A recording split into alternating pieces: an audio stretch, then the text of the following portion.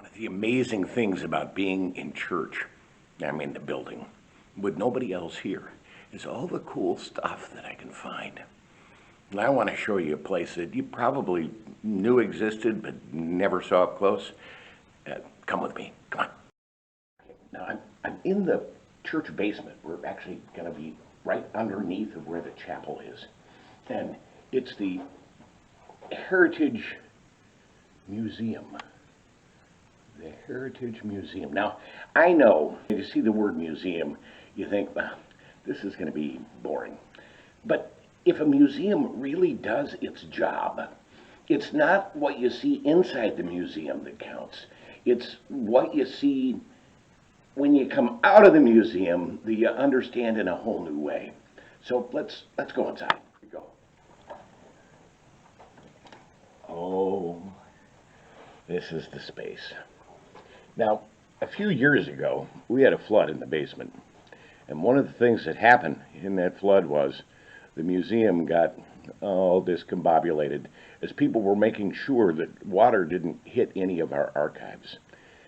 There's a lot of stuff in here that I want to be able to show you and tell you about, however long these Look What I Found series go.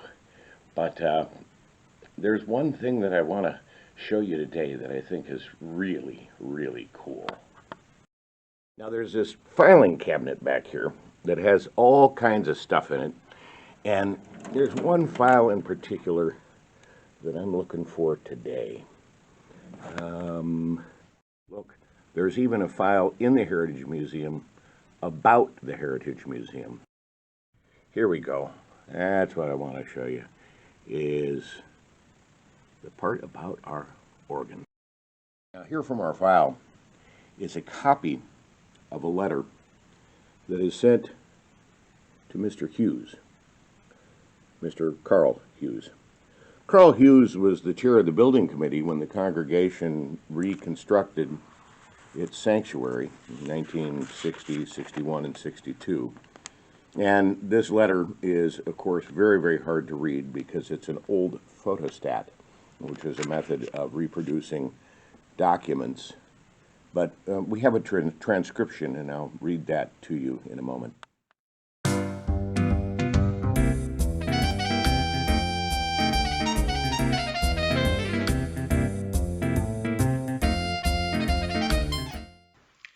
Now, before we get into that file, we're going to have to talk about a couple of things for it to make sense. We're going to start by talking about this thing, this guy, and carpeting. Of course, our magnificent Aolian-Skinner organ. In fact, it was this instrument that inspired the entire construction of a sanctuary. That and the fact that First Presbyterian Church of Grange at the time had kind of outgrown its worship space. But a church that was growing wanted music that could grow with it. And at the time, a pipe organ was exactly what was ordered. And an Aolian-Skinner pipe organ was the top of the line at the time.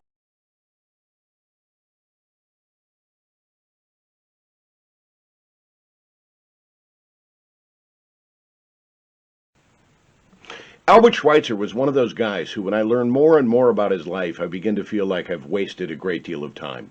Born in French-speaking Alsatian, Germany in 1875, he was the son of a Lutheran pastor. Schweitzer started his own theological training at Kaiser Wilhelm University and received his first doctoral degree in theology from the University of Strasbourg. He published his doctoral dissertation at the University of Tübingen in 1899 at the ripe old age of 24. In 1906, he then published the book Quest for the Historical Jesus, perhaps one of the most important theological treatises of the 20th century. It is still considered required reading in graduate theological education, as it was this monumental work regarding the application of the historical critical method to scriptural texts. As important as that work was, it's even more mind-boggling to consider that Schweitzer wrote that book during his second year of medical school, also at the University of Strasbourg. He then completed his second doctoral degree in medicine in 1911, and spent the next 2 years raising funds so that he could found a hospital in what was then French West Africa. He and his new wife, Helene, left for the African coast in 1913, and after reaching what is now Gabon, they rafted 200 miles for 14 days up a river where they established a small clinic in the interior jungle. With the outbreak of World War I, Schweitzer continued his work in Africa until 1917. Suffering from anemia, he returned to France, where he became a French citizen. While recovering, he wrote another groundbreaking philosophical work on the ethics of civilization. Schweitzer never wasted time with small ideas. Oh, by the way, that was part of his third doctoral degree, this one in philosophy. He returned to his hospital in 1924 with his second wife, and there he continued research and publishing work on tropical diseases and parasites. It is almost impossible to overstate the work of this prolific scholar and physician. There was, of course, the 1952 Nobel Peace Prize for his philosophy of the reverence of life, but I digress. The reason we're talking about Schweitzer wasn't his theology or his compassionate medical missionary work or his commitment to completely redefine and redigest the narrative of Western colonialism. No, we're talking about him today because in addition to all of that, Albert Schweitzer was an organist.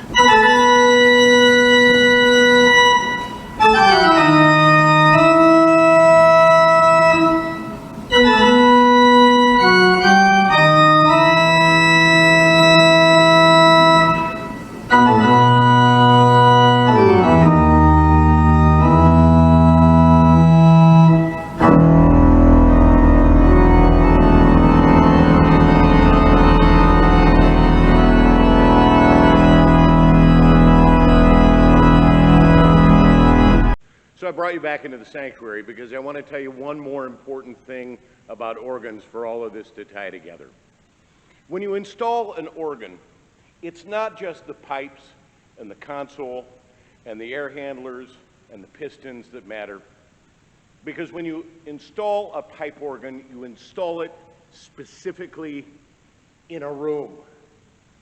The organ installation is tuned to the acoustics of the room. And when Aolian-Skinner installed an organ, acoustics was their primary attention.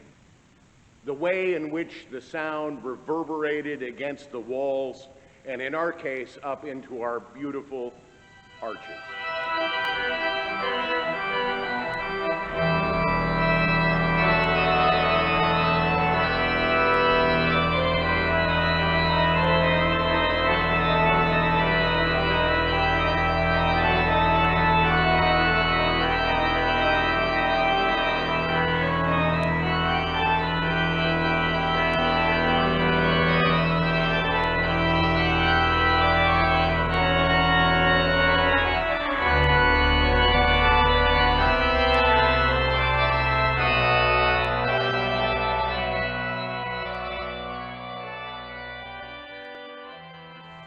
Now, when I say that the Aolian-Skinner organ company were obsessed with acoustics, that's exactly what I mean. I'm back in the museum, and I want to show you this document because these were the acoustical guarantees that were made prior to the installation of the organ. Note that each one of the frequencies are rated based entirely upon the material that is going to be used in the construction of the building. There are various numbers here of frequency and how far and how loud it would go. And it says Presbyterian Church of Grange, volume of nave chancel balcony organ, chamber, and it gives the frequencies that were guaranteed for the reverberation in each piece of the organ installation. This was the document that was presented when the contract to install the organ was signed. Now, to that letter to Mr. Hughes, the chair of the organ committee, from James Whiteford, the CEO of the Aolian-Skinner Organ Company. Mr. Whiteford writes, Mr. Potter has informed me that on June 26, 1962, you telephoned him to say that the church had voted to put carpet in the aisles as well as the chancel. In my view, this decision has a serious effect on the contract by and between Aolian-Skinner Organ Company and the First Presbyterian Church of Grange. May I quote from paragraph 10 of the contract, the purchaser agrees that no change will be made in architecture, shape, dimension, seating, etc. of fabric, carpet, draperies, cushions, acoustic tiles, plasters, panel boards, etc. of the building which might affect the acoustical properties without prior notification and approval of the builder. The letter goes on for quite several pages in this way, but let me read to you closer to the conclusion. It should be noted, I think, in any event, that the recent decision of carpeting in the aisles comes at extremely unfortunate time, since the organ is practically complete and all of the planning tonal-wise has been made under the assumption we were going to achieve the best acoustical situation we could in this building with relatively low volume per person. This is exactly and precisely the reason for the provision of paragraph 10. Compensating for this now will involve time and money. In the event the decision is not reversed and the carpet installation thus violating the provision of the contract, our tonal warranty is invalidated. In the event that carpet is installed after the organ is finished, I can promise you that it will have a very serious effect on the instrument, and one which will preclude our identification with it in any future way. Speaking as a Presbyterian as well as a doctor of music, it seems incomprehensible to me that the committee within a church should make a decision on a matter which so vitally affects the function of another area against the advice of consultants and practitioners in that area. May I add the weight of another authority. All should respect, namely Albert Schweitzer, whose letter on this subject is enclosed. And here it is. Look what I found. In our church museum archives, a letter from thrice doctored, internationally famous organist, humanitarian, and Nobel Prize winner, Albert Schweitzer. Let me read to you. I completely agree with you that the sound of today's organ is in grave danger because the architects do not provide the location for them where their tonal effect would be best, and because roundabout sound absorbent material is being used in the church nowadays, which swallows the sound and destroys the magnificent sounds which they give to the sound for the organ. Yes, it is time that the organists get together in order to halt this danger. The question is entirely clear. Then I wish you luck in your fight for the organ and church music. From Albert Schweitzer.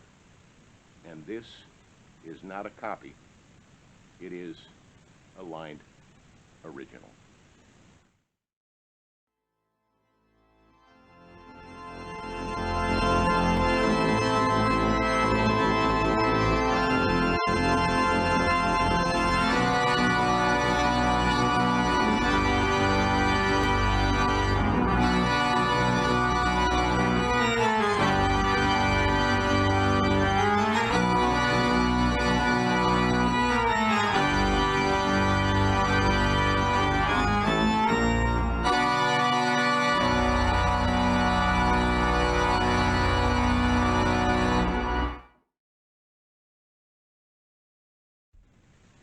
Of course, when the organ committee is presented with this incredible document nullifying the entire contract with Aolian-Skinner, and they're claiming they would distance themselves from any relationship from the organ installation, they immediately went and pulled up all the carpet. Well, no, it's there to this day. Although it was a different color in the original installation. That's something else I found, but that's for another time. They did, however, form a committee. It included all of the members of the organ committee, the building committee, and specific members of session, in which they outlined for Mr. Whiteford the CEO of the Aolian-Skinner organ company, all of the reasons why they had decided that carpet was going to be a better idea, even acknowledging that the organ may not have its intended resonance. I have their response letter too. Our museum keeps everything. Let me read to you their concluding paragraph. I've been doing much thinking and praying since our phone conversation Sunday evening concerning the organ carpet debate, and I have concluded personally that the committee made the right decision. I think first and foremost, we must keep before us the first and primary reason for our sanctuary. I'm sure we would all agree that its only function is a place for worship. If we agree with this, then we must ask the second question, namely, what will contribute to the total effect of worship? In other words, what can we do materially to help our people worship God? The letter goes into detail explaining that the spoken word in a reverberant sanctuary is hard to hear. And you may have experienced that if you've ever been in a classic cathedral with a magnificently large organ. But when you go to hear someone speak, it's all fuzz and echoes. And adding carpet would, of course, dampen the sound, making the spoken word clearer, but it certainly does take away from the organ. So, with all due respect to the great Albert Schweitzer, we made our own decision. We are, after all, Presbyterians. And that's what I found.